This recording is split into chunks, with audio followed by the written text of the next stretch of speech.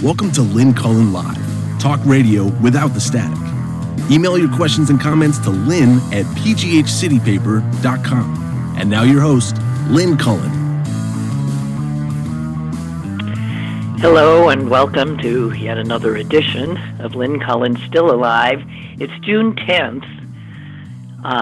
It's a Wednesday, and as is usually the case in these strange times, I don't even know where to begin.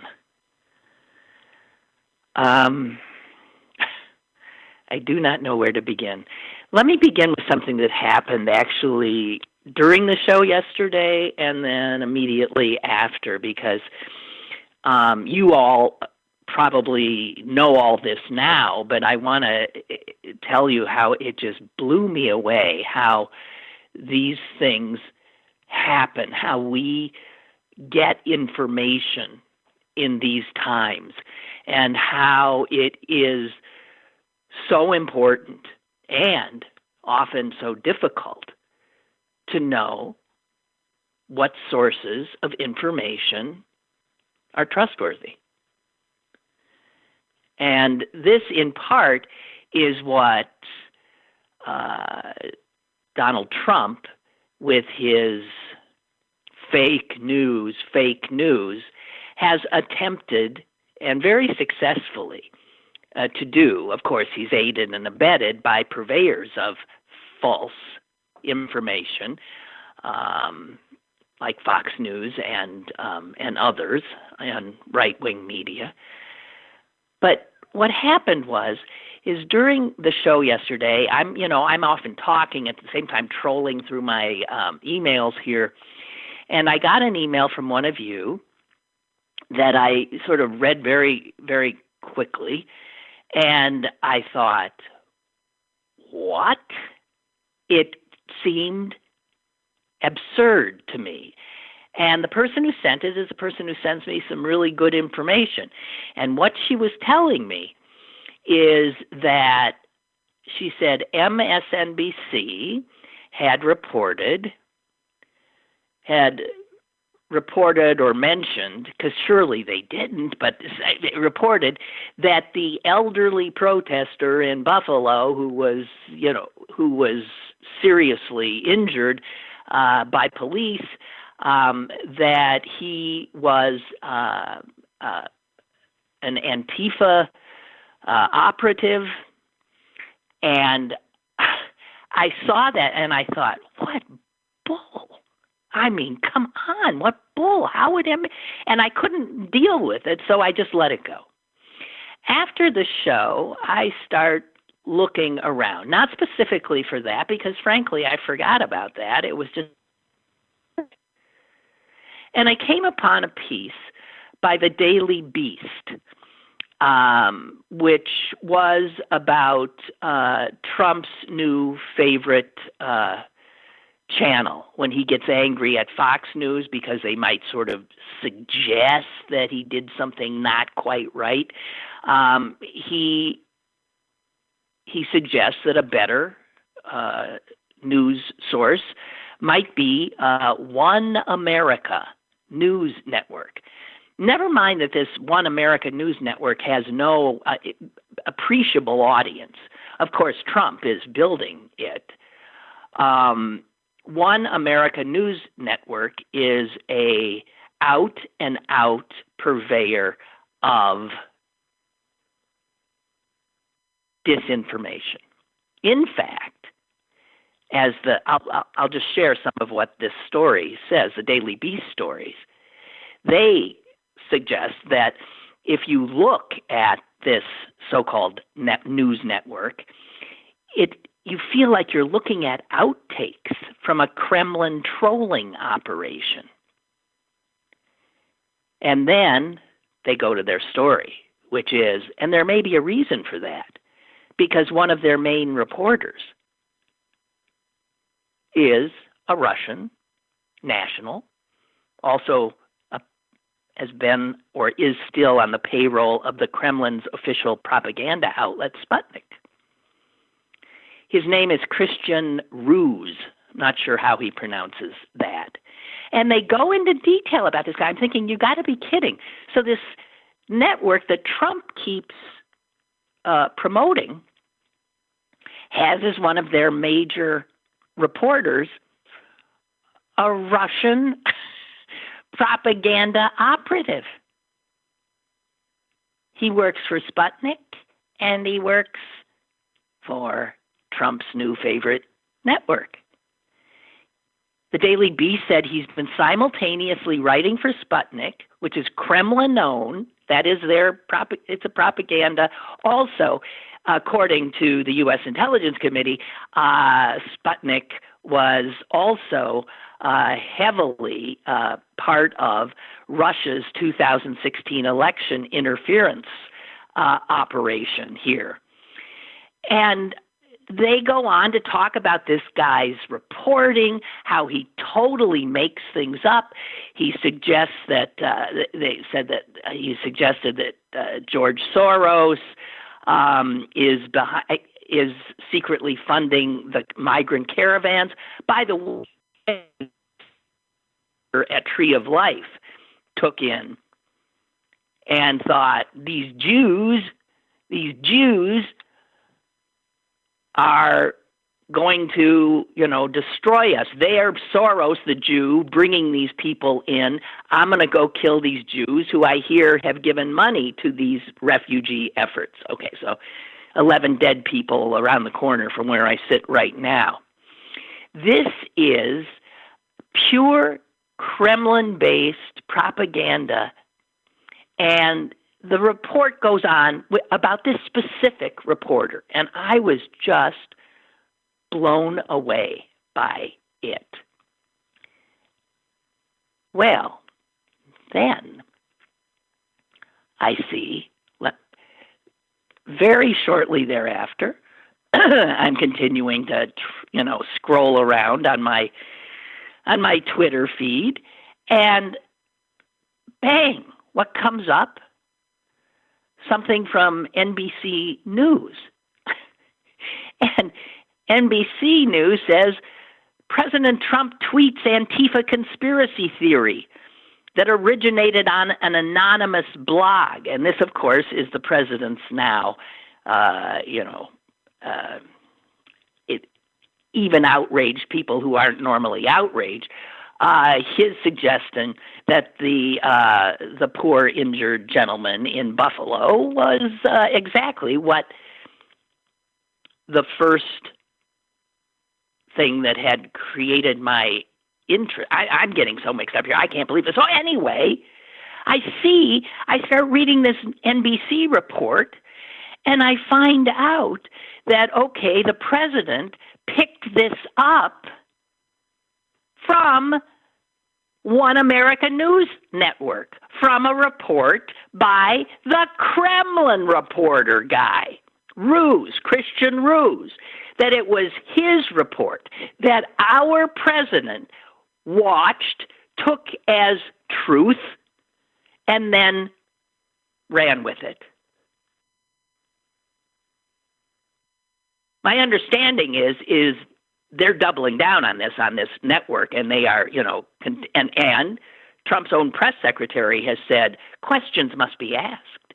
There's no backing away. They are coming on strong with this obvious false information. Because if you start to learn more about how the Kremlin operates, they don't care if we know it's false information.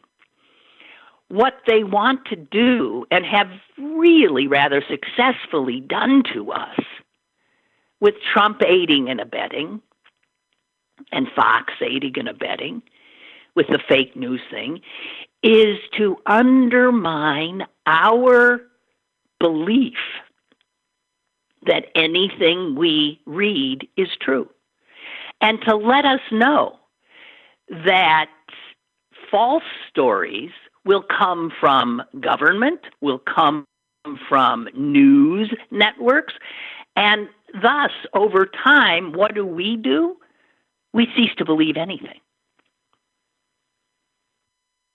we cease to trust anything. And this is all Vladimir Putin wanted in the first place. If you want to take down your enemy, make their people stop believing that there is truth. Make their people skeptical about anything that they hear. Make their people believe that, of course, they are being lied to. And so here it was. I had just read about this Kremlin-financed reporter at Trump's new favorite television network, and the big story that was blowing up all over the place was Trump picking up that reporter's misinformation and tweeting it out. I have often said that we have a president that is not a Manchurian candidate because he won, supposedly. He is a man who is following the Kremlin's playbook.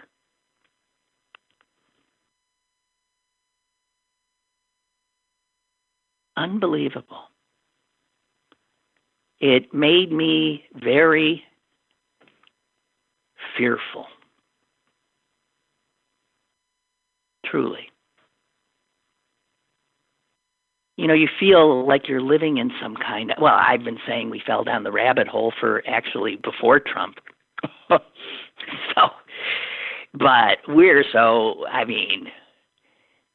I remember when I was a kid, I really believed if you dug a hole deep enough, you'd come out, you'd end up in China. Well, strangely, I sort of feel like we're getting very close to China. This hole is getting really, really deep. I then read that the president is working on a speech. Well, he's not working on the speech, but he's working on a speech about, racial discrimination and in an effort to, bring us together. And the person who's writing this very important speech is Stephen Miller.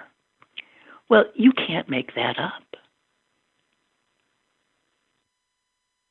Stephen Miller is, well, I needn't tell you. So I was driven to tweet out this. What? What? Stephen Miller, what? Was David Duke not available? That's what I tweeted out. And a lot of people liked it and blah, blah, blah, blah. Then a friend of mine sends me another tweet from Ana Navarro Cardenas, the CNN analyst.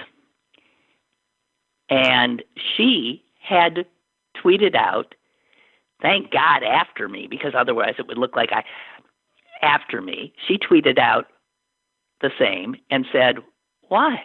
Was David Duke not available? The exact same thing. Wow. Yeah, we all have understandable, contemporaneous reactions. And Bree writes, in 2016 or so, the FCC changed the rules so that now, no, I don't think it was it was just the other day, the FCC, I mentioned it on the show. The FCC has changed the rule and is now allowing foreign entities, foreign governments, to have 100% ownership of broadcast networks and stations in the United States. I I mentioned that. It's not 2016. It's now. It's Trump's FCC that did that. So,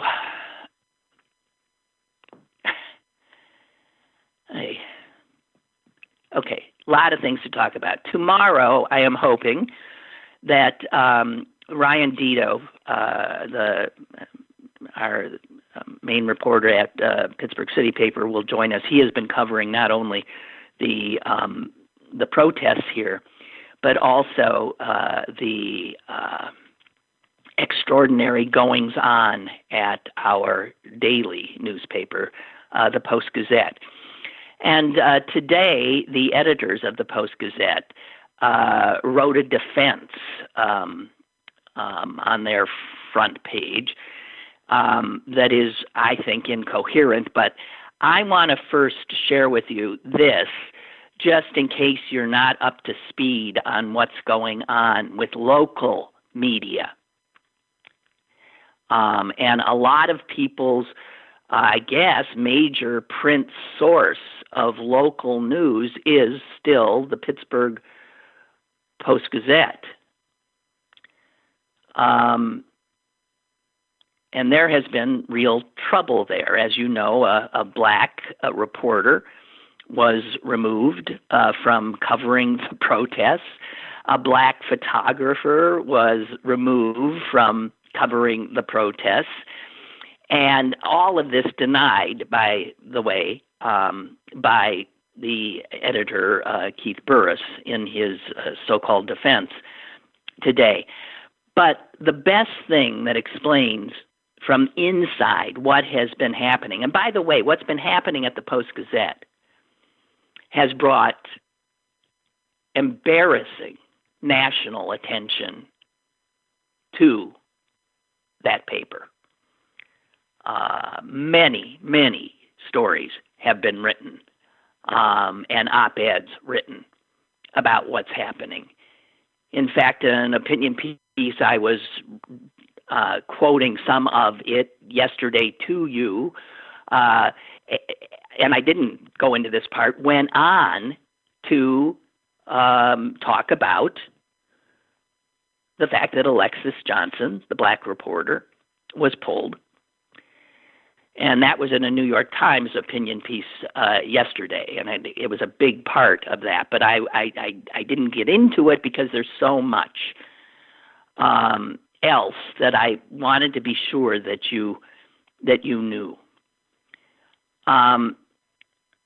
This is all from Alex Miller, and Alex Miller says this. This is rather long, but I guess it's a he. Alex can be either way. I want you to hear his account. I was working at the paper, at the Post Gazette, when Keith Burris took over as executive editor last year. My job was to design the newspaper's front page. This was a great vantage point for watching Burris run the newsroom. From it, I observed a catastrophic breakdown in journalistic ethics. Here, I'll emphasize that the rank-and-file journalists at the paper do amazing work despite intolerable conditions. They have not had a contract for like 7,000 years. There's no bargaining in good faith. They have the reporters that work there are working there under such duress. It's hard to articulate it. Back to Alex Miller, who happily is no longer there. The problems I witnessed were entirely the fault of the paper's top editors. News coverage should be objective and free of bias. Under Burris, the paper became less objective and more biased. Sometimes the bias was nakedly political, but often it came in the form of Burris and publisher-owner John Block's constipated opinions on race and racism. They don't take racism seriously, especially when people of color speak out against it. When Congress held an historic session to debate reparations for slavery, and when Trump lobbed racist insults at Elijah Cummings in the city of Baltimore, newspapers across the country ran those stories prominently, not the Post Gazette. On both occasions, Burris intervened to have the story stripped off the front page where editors had planned to run them. When the paper ran a story about the U.S. House voting to condemn Trump for his racist comments, editors were ordered to rewrite the headline to remove the word racist.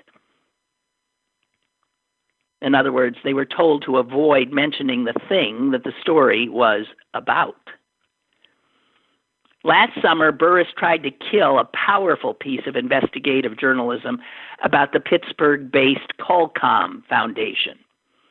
It markets itself as an environmental organization, but Post-Gazette reporters revealed it mostly exists to bankroll the U.S. anti-immigration movement, including a number of entities that have been labeled hate groups.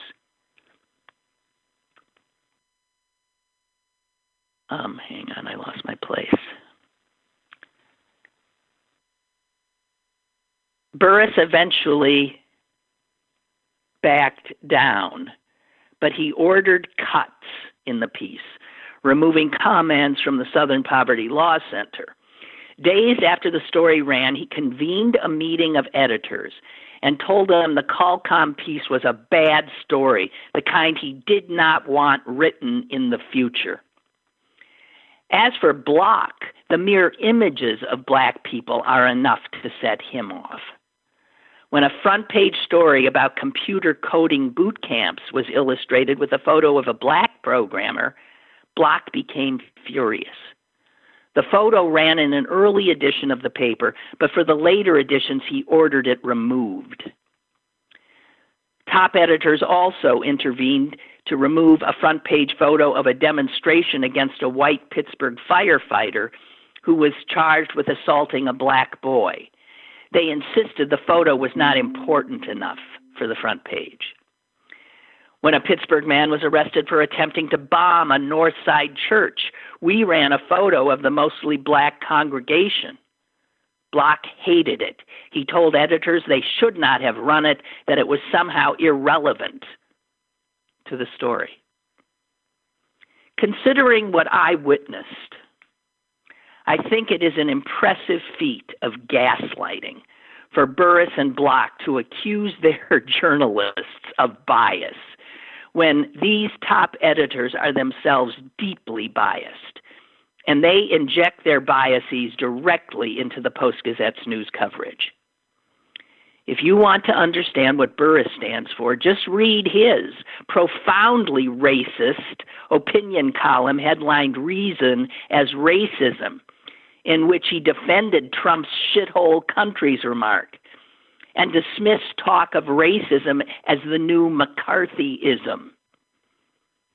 His musings on race are reliably awful. He has defended the woman who called the police on a black man who asked her to leash her dog in Central Park. He's defended a white supremacist who was rejected by Harvard.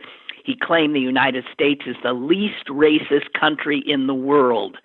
Burris wrote recently about the national need for empathy. He could begin by showing some to his employees. One of the recurring themes is the difficulty of obtaining redemption once you've been outed. One of his recurring themes is the difficulty of obtaining redemption once you've been outed, as he puts it, by the Me Too society, the gotcha society. But if he and I are reading the same Bible, redemption comes only after atonement. I have detected no remorse from the Post-Gazette's management team. It is past time for them to reinstate Alexis Johnson, Michael Santiago, and the other journalists they've sidelined. While they're at it, they could offer cartoonist Rob Rogers his old job back too. One of Burris's first acts was to fire him for making fun of Donald Trump and throwing jabs at the president's racism. The Post Gazette is not what it used to be. Burris and Block crippled a once fine newspaper by using it to promote their hard-right views on race, by violating the norms of ethical journalism, and by their petty and malicious treatment of good journalists. I don't have faith that these two have the courage or self-awareness to fix what they've broken. But any path toward redemption begins with an admission of guilt. That's from Alex Miller, who had been the person who was supposed to put the front page of the PG together and witnessed all of this. But that's all on that today. Tomorrow, I want to. I think Ryan will be coming on. I want him to just take us through this, and also on. Hang on here. Something just come in. I need to. Oh, well. Okay. So tomorrow we'll talk more about these local issues, okay? There's so much going on. You just can't. You can't keep up. You can't. I am increasingly worried about how so many people I know and clearly people I don't have decided that the pandemic is over. It isn't. It is every bit as with us as it was when we were paying more attention. And Dr. Fauci, as you know, who, by the way, we never see anymore because there are no briefings anymore coming from the White House. This country is heading into something that I hate to even fathom, because along with Brazil, I would say we are the only country I am aware of that has absolutely no national leadership to take on this extraordinary public health crisis. Over 110,000 Americans already dead, over 1 million sickened, and I can assure you that number, 110, that's going to double. So when we first heard, remember, 250,000 of us could die. No one could even take that in. This is what's going to happen. We don't have, the fact that what we have is every state for itself.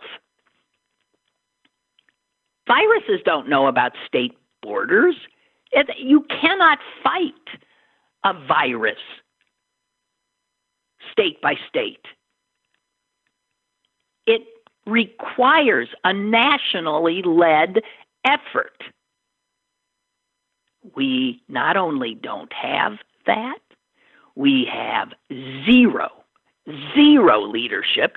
And in fact, when our federal government has acted, it has done so incompetently or exacerbating the problem.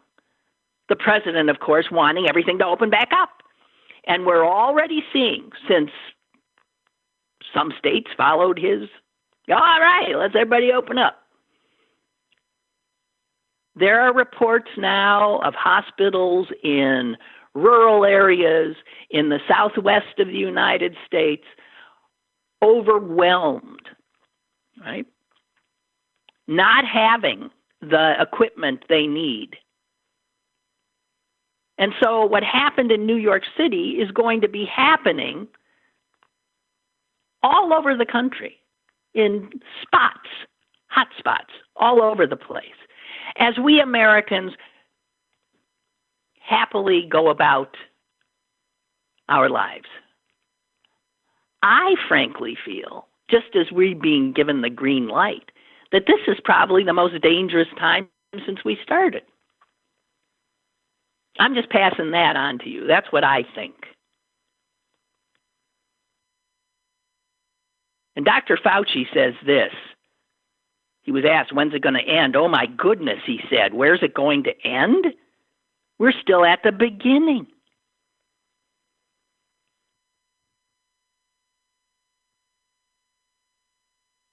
And to come back and conflate these two horrors, our racism and this pandemic, he goes on to say that the coronavirus has been a double whammy for black people. First, he said, because they're more likely to be exposed to the disease by way of their employment in jobs that cannot be done from the safety of their homes. Second, they are more vulnerable to severe illness because they have higher rates of underlying conditions like diabetes and high blood pressure and chronic lung disease. Poor people conditions. And Fauci says this, given the disparities, it is essential to focus more resources to control the coronavirus in areas with high density black populations. Is that being done? Hell no.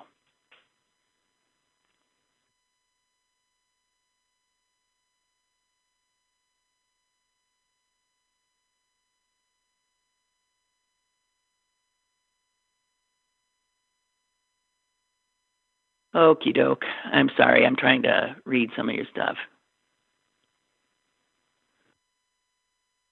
Yeah. I don't even care.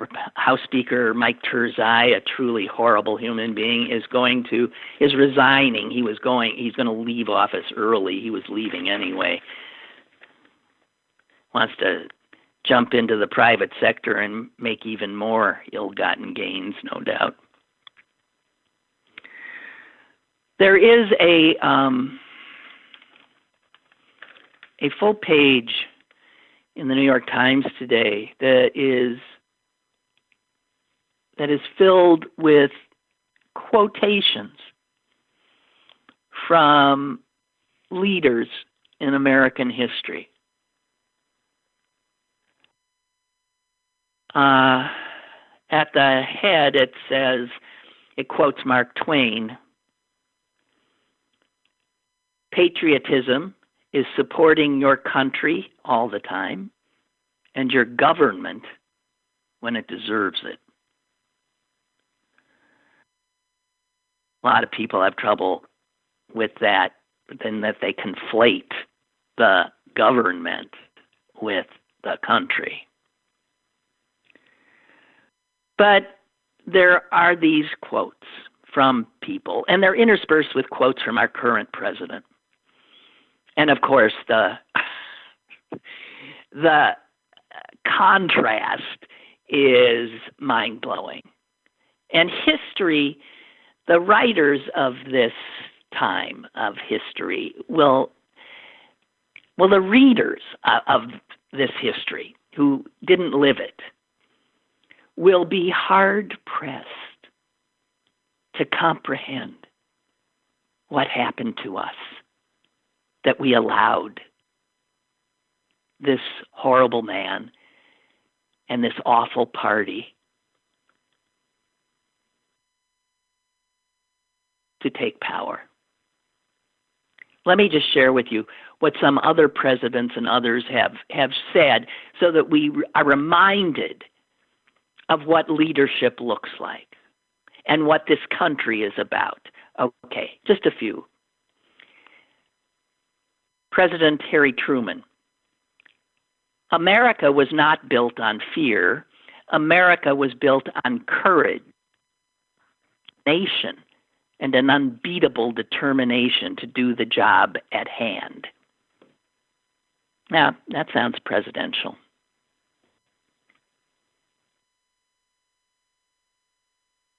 This is a great one from FDR. Human kindness has never weakened the stamina human kindness has never weakened the stamina or softened the fiber of a free people. A nation does not have to be cruel in order to be tough. Well, that'd be news to a lot of MAGA people. And speaking of cruelty, man, that reminds me. Did you see that Trump has signed off on reinstating hunting? To call this hunting is unbelievable. Hunting methods that have been denounced for ages and have been banned in the United States by, of course, an administration that, like FDR, knew that we do not have to be cruel in order to be tough. In case you didn't hear it, Trump has lifted the ban on killing.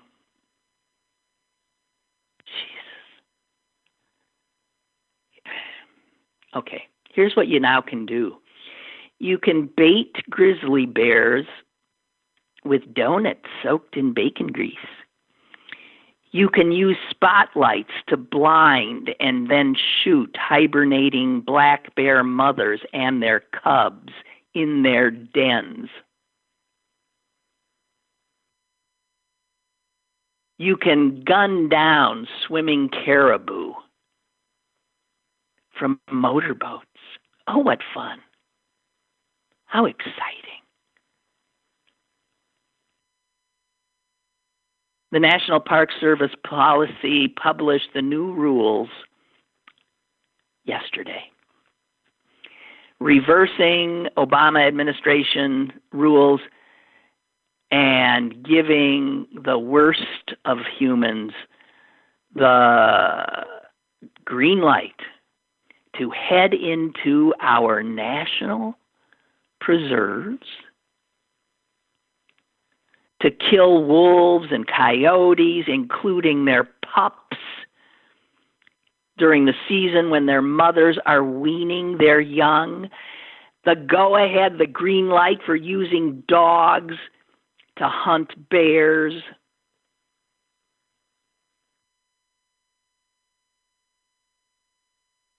Yeah, go right ahead. You want to shoot that cute little cub? Go for it.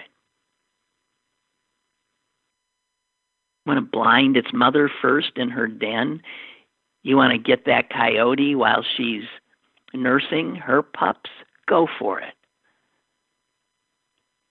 Despicable.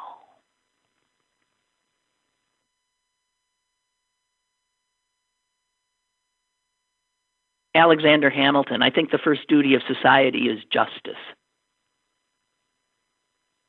Something that I think a lot of Americans now see more clearly. Congresswoman Barbara Jordan, what the people want is very simple.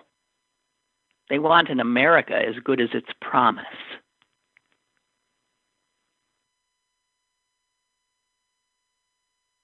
President Ulysses S. Grant, leave the matter of religion to the family, the church, and the private school. Keep the church and state separate forever. Now, this shows you how far in the wrong direction the right wing has taken us. Ulysses S. Grant, was he known as some raging liberal? Some commie? There wasn't any commies then, hadn't been invented. Well, it's beyond me. He understood that important tenet of America. And I suspect that the majority of Americans no longer do. I suspect that the members of our Supreme Court no longer do. We have gone very far down the rabbit hole, and it ain't going to be easy climbing our way out of it.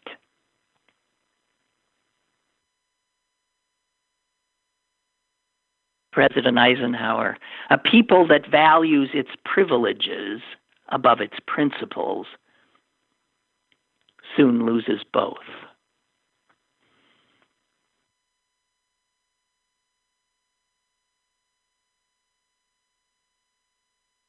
Donald Trump. More people attended my inauguration than any other president's. Donald Trump. Anyone who wants a test can get one. Donald Trump. Mainstream media will do anything to protect Democrats and defend lawlessness. Albert Einstein. Whoever is careless with the truth in small matters cannot be trusted with important matters.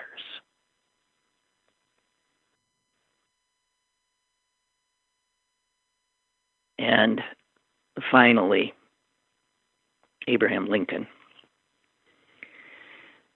The people are the rightful masters of both Congress and the courts, not to overthrow the Constitution, but to overthrow the men who pervert it.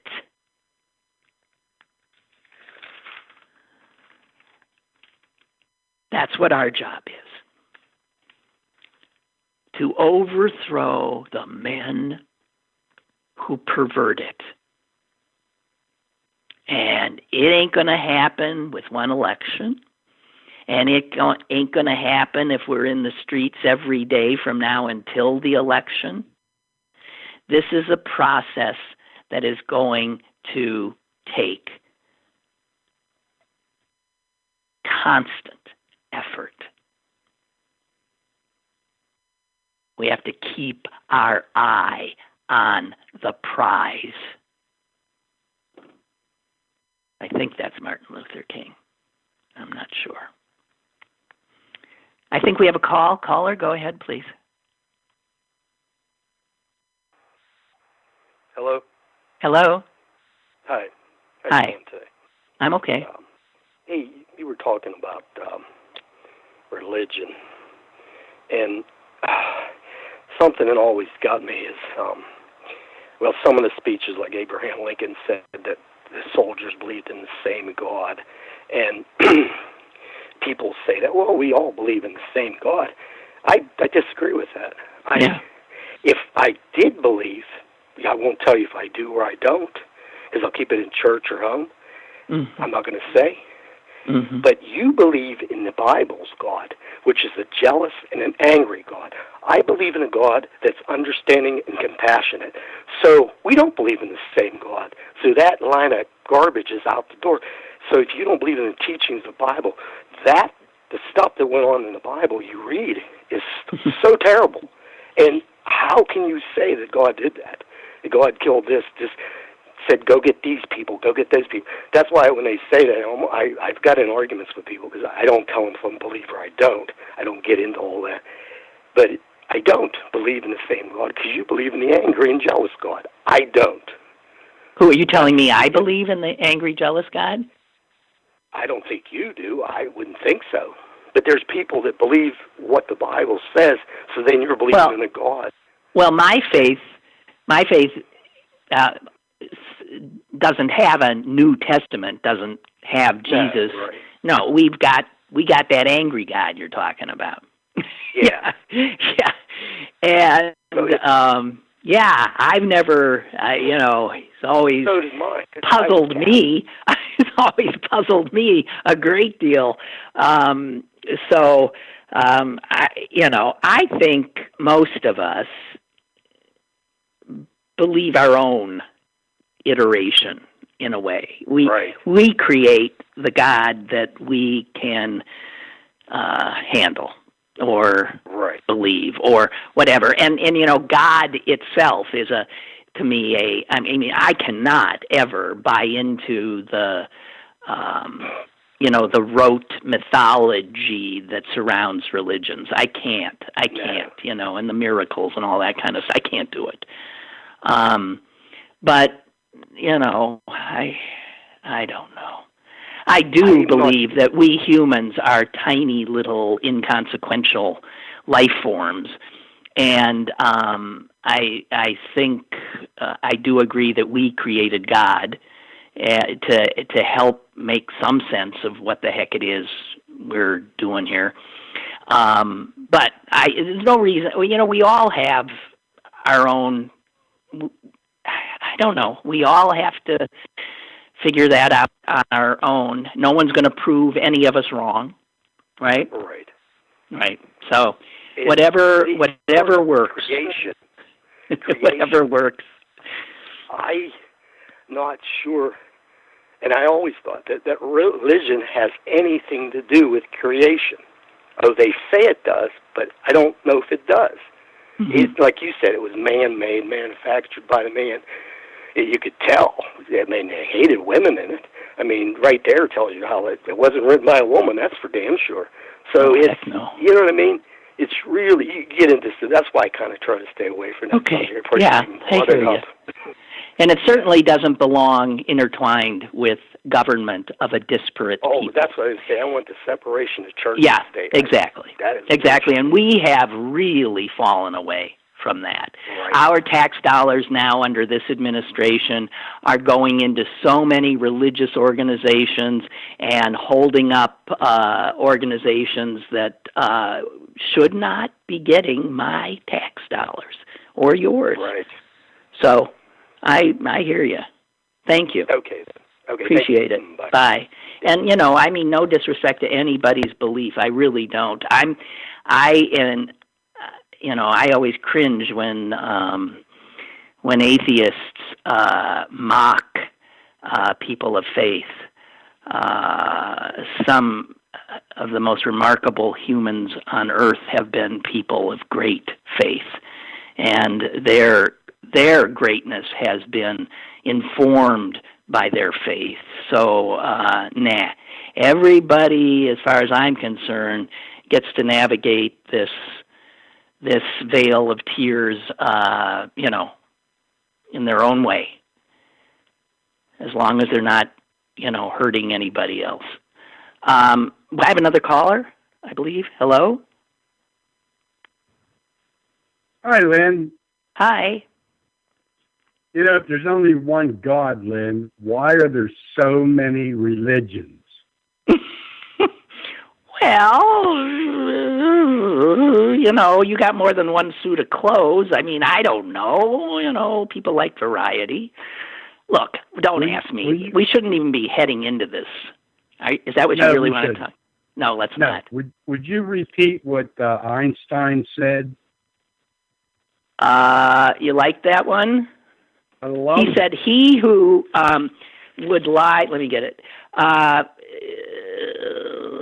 whoever is careless with the truth in small matters cannot be trusted with important matters. Hello, Donald. Yeah, I know. I mean, hello. Hello. There it is. Earlier you were talking about, the coronavirus and how it's, everybody's like, oh, it's done, it's over, blah, blah, blah. If you listen to the sports programs on the radio, these people are apoplectic about, we got to get sports going. We got to get people back in the stadiums. Keep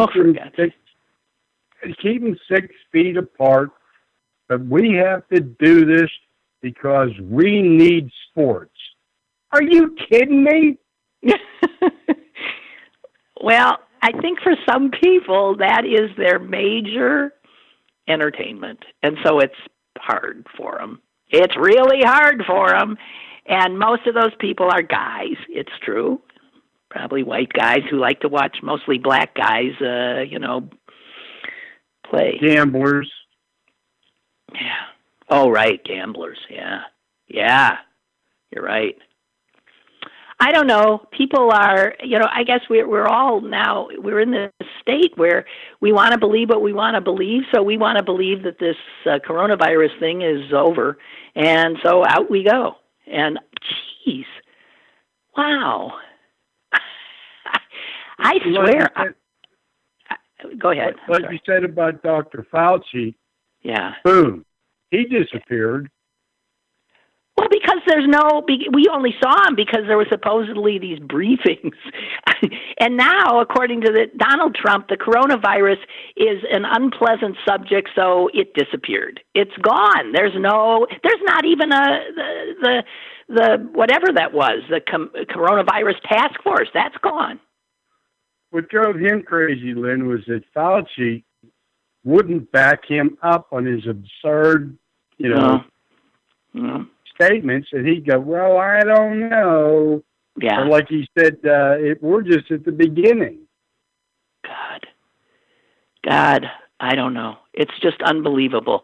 Trump wants to start his rallies up. He doesn't know. This guy is in so deep, and I just worry because, I've always been worried. On a good day, this guy is erratic, but he ain't having any good days lately. And you cannot... we've all seen things we never thought we would see in this administration. And that is not going to stop. So what are we heading into? I can't even imagine. And to see the cowardice of the Republicans in the Congress, who couldn't even say that what Trump said yesterday about that poor man in the hospital, that poor old protester, that he said he was an Antifa operative. That is a flat-out slander and lie and made up of whole cloth coming out of that Kremlin news reporter. And Republican senators and congressmen will not say that's wrong because they're that afraid of him and his repulsive base. And that shows a level of cowardice that, frankly, I did not think was possible. All they care about is themselves and their own holding on to their own power. They don't care about anything but themselves. Did you see that piece on CNN where they had a reporter as the Republican senators were walking through the hallway? Yeah, they just run from them, right? And they were asking, what do you think about Trump, dispersing I didn't see crowd? It. Yeah.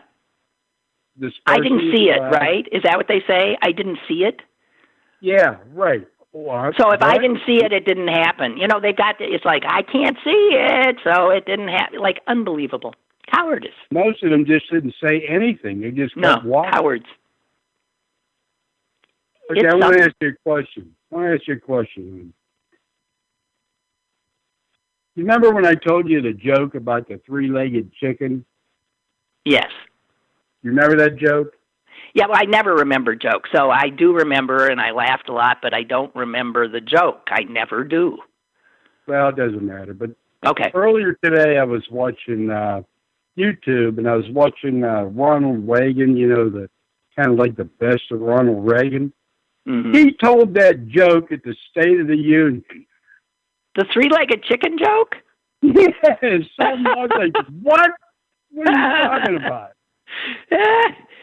Yeah, well, wait, tell the joke again because I forgot it. Tell that. This guy's driving down the road. He looks out his side window, and there's a three-legged chicken running right along with him, 50 miles an hour. Suddenly, the chicken speeds up, runs ahead of him, goes up, makes a left down a dirt road. So this guy follows him, but loses sight of the chicken. But there's a lady and in her yard. So he gets out and he said, did you just see a three-legged chicken run by here? Yeah. Well, what's with the, what's with it? He goes, well, I raised them. You do? Yeah. Well, what's with the 3 legs? Well, would you like a chicken leg? Would your wife like a chicken leg? Would your son like a chicken leg? Yeah.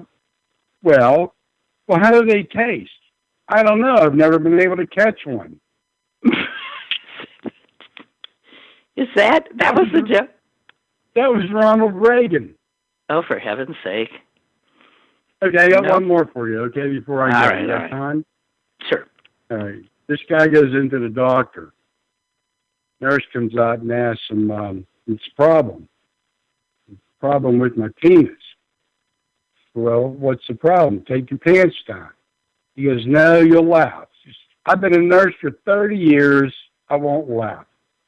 So he drops his pants, and his penis is the size of a AAA battery. And the nurse busts out laughing.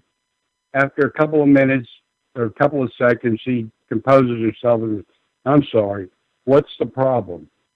It's swollen. Oh, Jesus.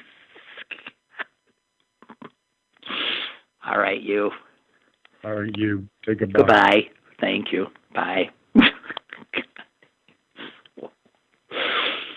Oh, dear. So, hey, what'd you think about that smooth running of a election in the state of Georgia yesterday? That's a state, of course, Stacey Abrams lost her election, and she said she didn't think she did lose it, that there was all kinds of shenanigans going on. And you look at those lines, people standing, sitting in the heat, in the rain. An awful lot of black people. Yeah. You're looking there at how good Republicans who... You'll know them because... Governor oversees, or Secretary of State, I believe, whatever it is, oversees the elections. Man, they are so good at knowing how to screw up elections so that people don't get a chance to vote or just lose the energy. People who might have to, work. And again, this during a pandemic. That was blatant voter suppression. And we can tell people to go vote. But if, and I think LeBron James tweeted something like this, but if the system is rigged, as it clearly is in many places, to deny people their vote, then telling them to vote isn't enough. We've got to clean these legislative bodies of the people who do this. That's Republicans. That is Republicans. And then we've got to make sure they'll come back. They're like cockroaches. You gotta stay committed.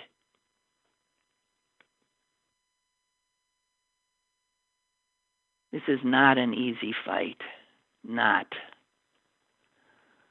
Oh, God. Wait a minute. My whole... Also, is there anything else I wanted to get in? Hang on. Actually, I wasn't getting your emails. There they are. Hang on. Let's see what you guys are talking about. Bob says, wasn't Ryan Deto supposed to come on a few weeks ago to talk about the demise of another beloved turned beloathed local media source, KDK Radio? Yeah, well, all of that we can talk about. This city's in trouble with our media. We've got, I forget which major business organization I mean, not a liberal organization, like more, business-oriented, was going to put a full-page ad in the Post Gazette, and they pulled it. They pulled it because they don't want to enrich this racist bloc. But we're left with this conundrum of what about the reporters who work for him? I don't know.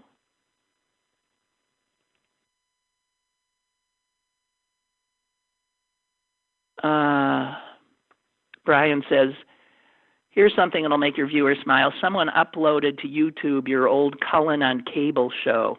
Oh, I know who did that. Mark, you did that, didn't you? Ground. Have to be, because this is not. Where I had Doug Hirth as a guest. Yeah. Yeah, that should come up. You can Google Cullen on Cable. I think there's a few of those shows up, or Google Doug.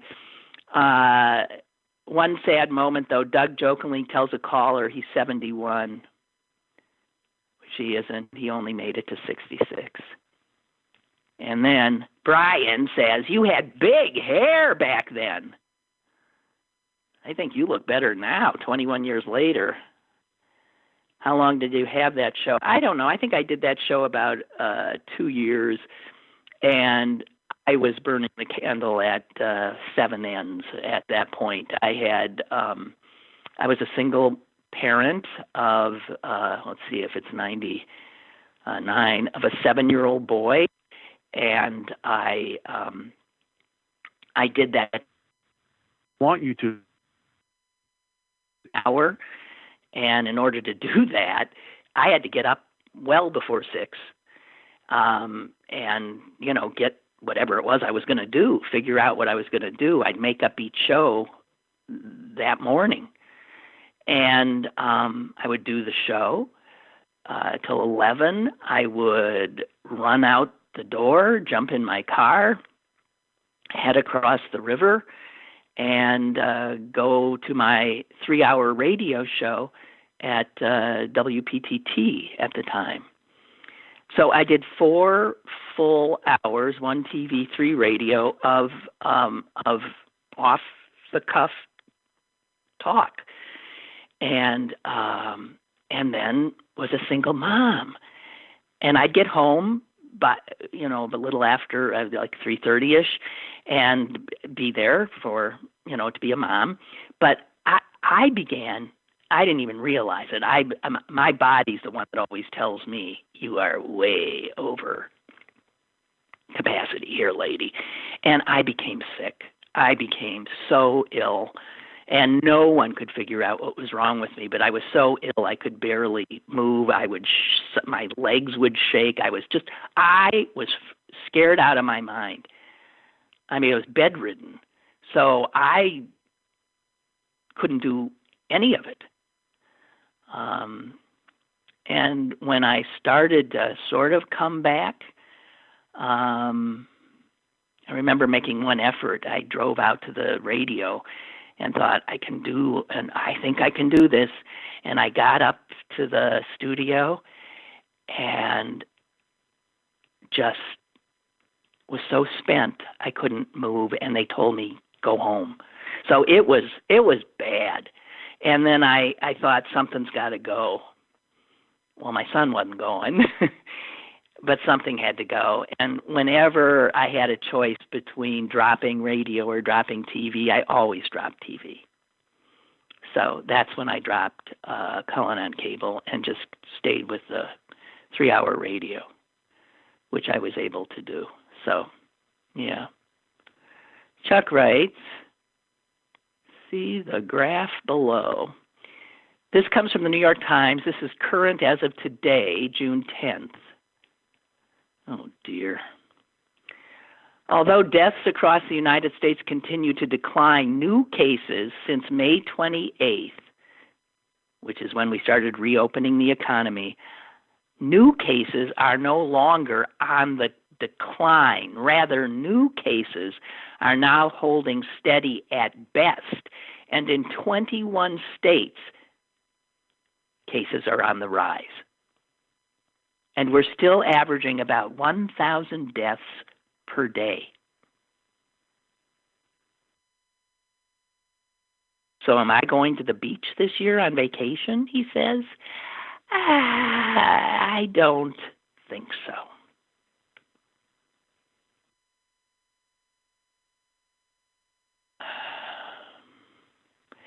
And Margaret reminds us of all of these politically right-wing judges that the Republicans have been hastily infesting our judiciary with, points out that when there are legal efforts, even if, like, we elect a Democratic Congress, a Democratic president, you've got these judges who will push back and declare unconstitutional any efforts to roll back things, to restrictions and drilling and the raping of public lands. This is what Margaret is writing. Workers' rights, etc. They know what they're doing under the radar of most Americans. And she says there are all these lower-level federal judges appointed for life. Yes. And one of there are two requirements for the Republicans, for these judges they've been appointing. They got to be right-wing, and they got to be young as they can possibly be. So they are putting on the federal judiciary for life these wet behind the ears right-wing pups who have never been a judge before, and they're putting them on the federal judiciary. Never tried a case, never done much of anything except belong to the right clubs, knew the right people, and they are overwhelmingly white and male.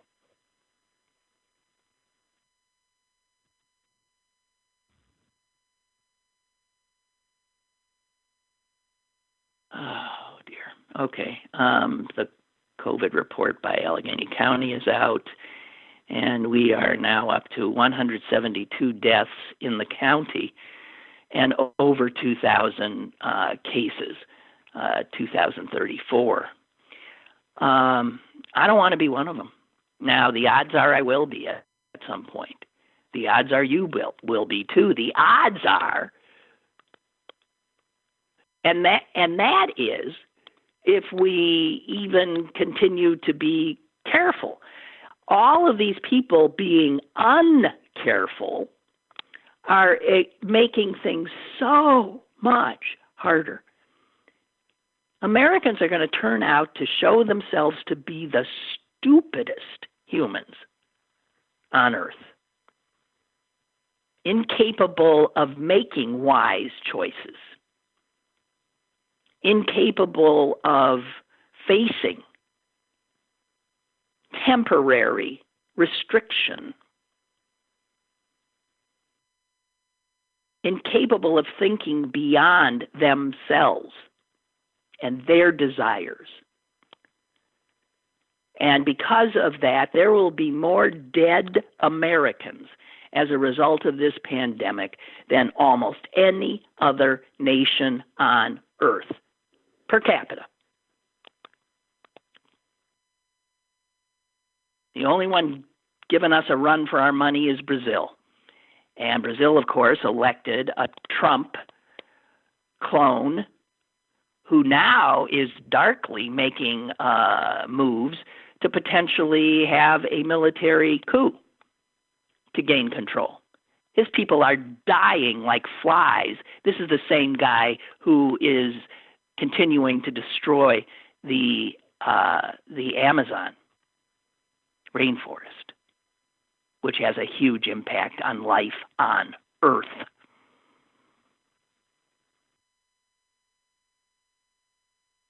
Just to put things in here, there is 7 cases increased since yesterday here, and 3 additional deaths since yesterday. Okay? Now, we hadn't seen that for a while. It's ticking up here a little bit, too. Be careful. Don't kid yourself. And by the way, did you see that a whole bunch of Republicans yesterday voted against removing a bust from the Capitol building? A bust of the founder of the KKK. Do you imagine? Can you imagine? Well, sure you can. Sure you can. Okay, that's it. I'll try to nail down Mr. Deto for tomorrow. It's not like he doesn't have things to do. Poor guy's been working 24/7, 7 days a week, and I think so has the rest of the staff of City Paper. And I urge you to continue any financial support of the paper that you can. It is amazing that they're hanging in there. Amazing. So be careful out there, okay? And steel yourself for perhaps another year of this. We can do this. Be smart. Stay alive. I want you to stay alive. Okay? See you tomorrow.